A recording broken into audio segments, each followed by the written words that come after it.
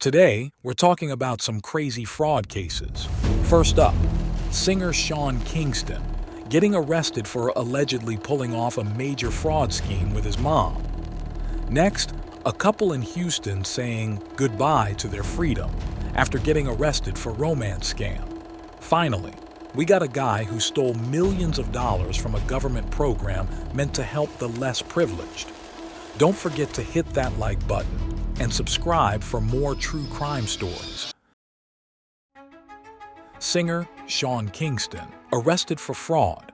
Sean Kingston, the Jamaican-American singer known for hits like Beautiful Girls, has been arrested along with his mother, Janice Turner. They're accused of pulling off a major scam targeting multiple businesses in Florida. Here's how it allegedly went down.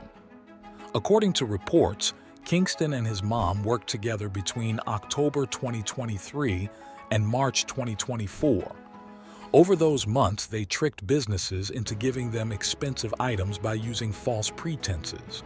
We're talking about high-dollar stuff here. Furniture worth over $80,000, a Cadillac Escalade, and over $400,000 in jewelry. The scam seems to have been exposed recently. Sean Kingston was arrested in California, and his mom was picked up in Florida during a raid on their rented mansion. Authorities went away with truckloads of items from the house, including jewelry and even a car. Surprisingly, this is not the first time Sean Kingston has been in hot water with the feds. Apparently, he was sued earlier this year for skipping out on a $100,000 rent bill. Another company says he used his celebrity status and his connections with Justin Bieber to trick them into giving him a super expensive 232-inch TV and premium sound system, and then never paid for it. Both Sean Kingston and his mom are facing serious charges, including grand theft and fraud. It's going to be interesting to see how this plays out in court. Stay tuned, guys, because I'll be keeping an eye on this story for updates. Wedding bells turn jail bars in Houston. A planned wedding in Houston has been canceled, not because of cold feet, but because the groom and his fiancée were arrested for scamming millions from elderly people. Darlington Akparugo, a 46-year-old Nigerian man, and his fiancée Jasmine Sood, 35, were supposed to tie the knot on May 25th.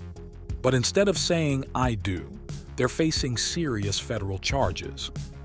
According to the U.S. Department of Homeland Security, Darlington and Jasmine are accused of masterminding a romance scam targeting elderly Americans. They created fake online personas to build relationships with their victims, many of whom were widowed. Over a 7-year period from 2015 to 2022, they allegedly swindled more than a dozen people out of a whopping $3.1 million. Investigators say they used social media and dating sites to connect with their victims. They'd chat over email, text, and phone calls, building trust and affection. Then, they'd convince their victims to send them large sums of money through mail or wire transfer. In one instance, they drove a victim to the bank and took control of his banking information.